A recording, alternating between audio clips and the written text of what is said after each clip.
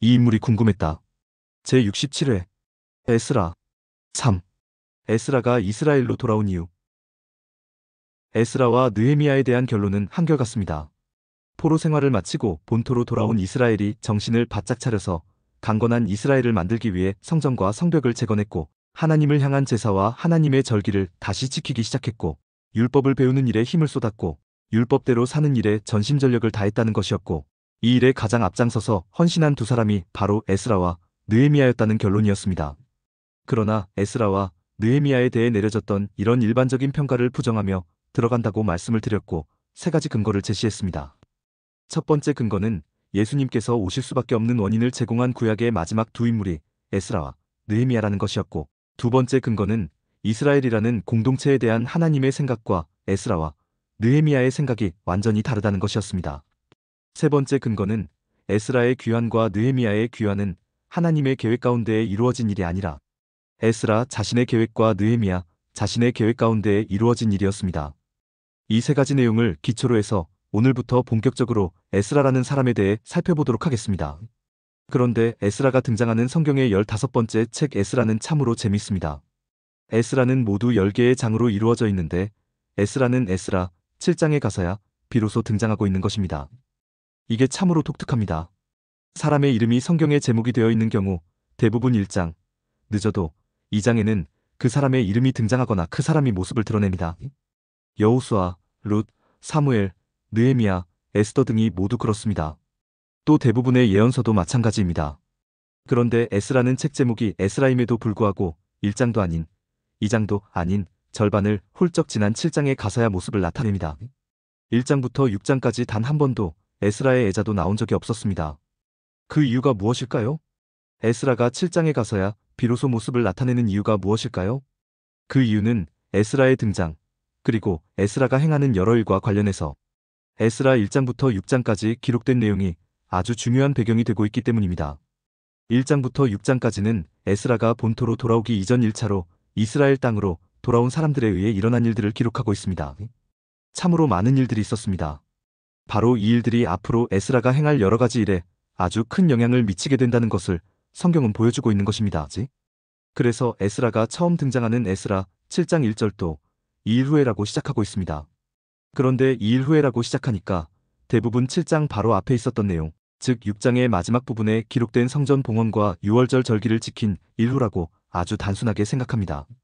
그러나 단순히 그 사건만을 의미하는 것이 절대로 아닙니다.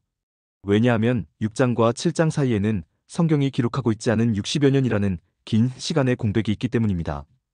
이전 영상에서도 말씀드렸지만 1차 귀환과 2차 귀환 사이에는 80년의 시간 차이가 있습니다. 1차로 귀환한 사람들은 다음 해에 성전 기초를 놓는 공사를 시작했지만 이런저런 사정으로 인해 16년간 공사가 중단되었습니다.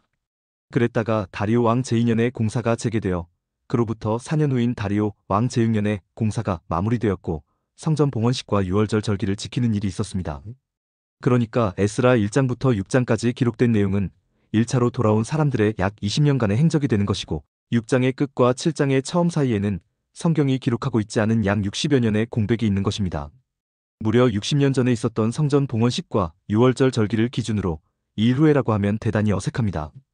즉, 이일후회를 단순히 성전 봉헌과 유월절 절기를 지킨 일후로 이해해서는 안 된다는 것입니다. 그럼 이일후회에서 이 일은 과연 무엇을 가리키는 것일까요? 이 일은 1차 귀환으로부터 2차 귀환이 있기까지 80년 동안 일어난 모든 일들을 가리킵니다. 에스라 1장부터 6장까지 기록된 20년의 역사와 성경에는 기록되어 있지 않은 6장과 7장 사이의 60년의 역사를 모두 포함하는 것입니다. 따라서 에스라 1장부터 6장까지 20년 동안 어떤 일이 있었는지 꼭 살펴보아야 하고, 이후 60년 동안에는 과연 어떤 일이 있었던 것인지 한 번이라도 추측해 볼 필요가 있습니다. 먼저 1장부터 6장까지 있었던 내용입니다. 하나님은 하나님 나라를 이루시기 위해 바사의 고레스 왕에게 감동을 주셔서 이스라엘을 본토로 돌아오게 하셨고 성전을 재건하도록 하셨습니다. 그러나 돌아온 이스라엘은 하나님 나라를 세우는 일에는 관심이 전혀 없었습니다. 하나님의 나라가 아닌 사람의 나라를 재건하는 데에만 관심을 기울였습니다. 오직 강한 이스라엘을 만드는 데에만 관심을 쏟았습니다. 그래서 이스라엘의 새로운 질서를 수립한다는 명분으로 권력 투쟁을 벌였고, 정치 권력을 장악한 스룹바벨과 종교 권력을 장악한 예수아는 서로 긴밀히 협조하는 가운데 사람들을 조직화하고 사람들을 계급화했습니다. 급기야는 성전 재건에 동참하겠다는 이방 민족의 제안을 이방 민족의 자격과 조건을 문제 삼아 이런지야 거절했습니다. 그 결과 갈등과 분열과 시기와 다툼이 일어났고 성전 재건 공사가 16년 동안이나 중단되었습니다. 이 문제를 해결하신 분은 하나님이셨습니다. 선지자 학개와 스가랴를 통해서 이스라엘 백성에게 위로와 격려 그리고 담대한 용기를 주셨습니다. 그래서 성전 재건 공사가 재개될 수 있었습니다. 그러나 이방 민족도 가만히 두고 보지를 않았습니다. 이번에는 다리오 왕에게 상소를 올려서 이스라엘의 성전 재건 공사가 과연 정당한 것인지 확인해 달라고 요구했습니다. 정말로 고레스 왕이 성전 재건 공사를 허락한 일이 있는지 확인해 달라고 요구했습니다. 이 문제도 역시 하나님께서 해결해 주셨습니다. 하나님께서 메데도 악메다 궁성에서 고레스 왕의 조서가 기록된 두루마리를 찾게 하셨습니다. 또 하나님께서 다리오 왕에게 감동을 주셔서 이방 민족으로 하여금 성전 재건하는 일에 그 어떤 회방도 놓지 않을 뿐만 아니라 성전 재건하는 일에 일정 경비를 끊임없이 제공하도록 하셨고 제사에 쓰일 제물도 끊임없이 공급하도록 하셨습니다.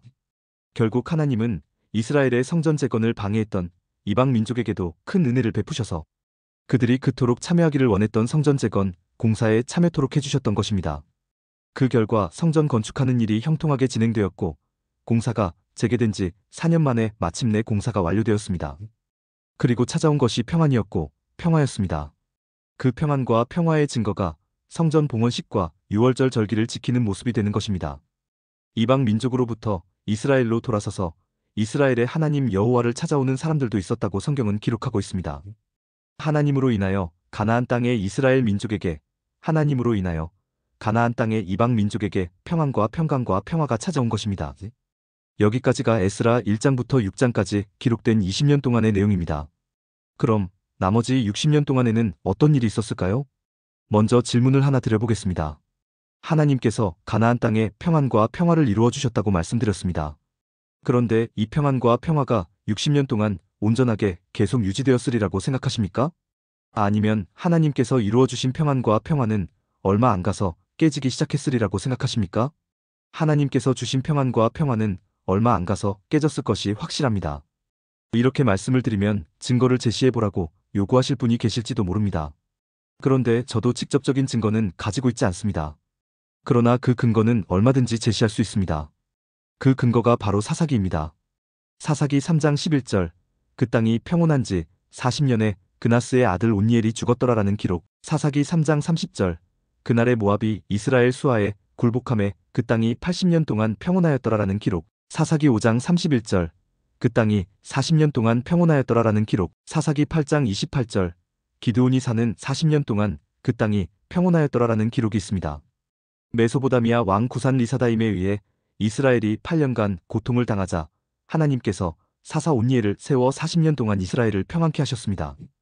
모압 왕 에글론에 의해 다시 이스라엘이 18년간 고통을 당하자 하나님께서 사사 에웃을 세워 80년 동안 이스라엘을 평안케 하셨습니다.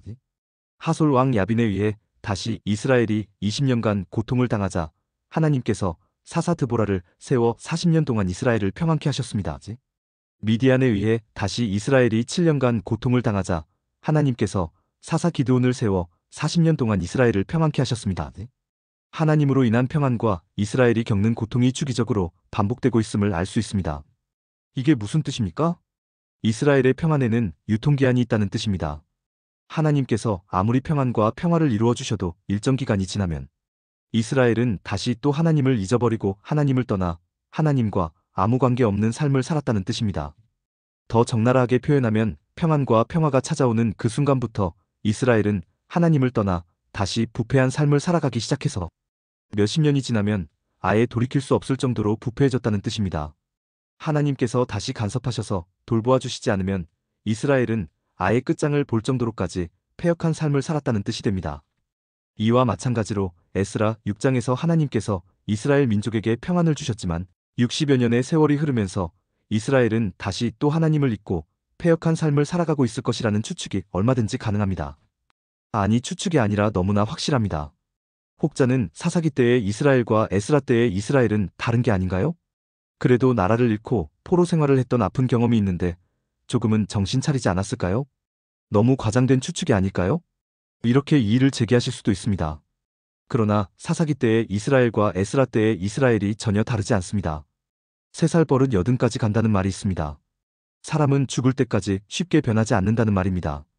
사사기 때의 이스라엘을 3살적 죄인이라고 한다면 에스라 때의 이스라엘은 60살적 죄인이라고 할 수 있습니다. 그리고 예수님께서 오시는 복음서 시대의 이스라엘은 80살적 죄인이라고 할 수 있습니다. 오히려 시간이 흐를수록 이스라엘이 더 고집스러워지는 것이고 이스라엘이 더 표독해지는 것입니다. 시간이 흐를수록 이스라엘이 더 간사해지는 것이고 이스라엘이 더 교활해지는 것입니다. 그렇습니다. 사사기 때의 이스라엘이나 에스라 때의 이스라엘은 똑같은 죄인의 상태이기에 전혀 달라질 게 없습니다. 에스라 6장의 성전 봉헌식과 6월절 절기 이후 60년의 역사는 하나님께서 이루어주신 평안과 평화가 깨지는 역사였을 게 분명합니다. 그리고 7장 에스라가 등장할 무렵에는 이스라엘의 패역한 삶이 절정에 이르렀을 것이 너무나 확실합니다. 또 60년 기간 동안 1차 귀환 때 이스라엘 백성을 이끌었던 스룹바벨과 예수아는 늙어서 힘을 전혀 쓸 수 없거나 사망했을 것이 확실합니다. 또 성전 재건 공사 재개를 위해 하나님께서 보내셨던 선지자 학개와 스가랴도 늙어서 힘을 전혀 쓸 수 없거나 사망했을 것이 분명합니다. 즉 이스라엘 백성들의 지도자 그룹이 모두 사라진 상태에서 이스라엘은 하나님께서 주신 평안과 평화를 상실하고 어디로 나아가야 할지 지향점을 잃어버린 채 다시 죄의 원리로 패역한 삶을 살아가고 있는 것입니다. 바로 이때 에스라가 바벨론에서 이스라엘 본토로 돌아오는 것입니다. 당시 바사의 왕이었던 아닥사스다 왕의 명을 받들어 이스라엘 땅에 무너진 질서를 회복하기 위해 이스라엘 본토로 에스라가 귀환하는 것입니다. 바로 이것이 성경이 말하는 에스라의 본토 귀환 이유입니다. 다음 영상에서는 에스라가 어떤 사람이었는지를 살펴보도록 하겠습니다. 오늘 내용에 공감이 되었다면 구독과 좋아요, 알림 설정 부탁드립니다. 하나님의 말씀을 바르게 전하는 데 큰 도움이 될 것입니다. 평등하고 공정하며 정의롭고 행복한 세상을 이루는 데 큰 도움이 될 것입니다.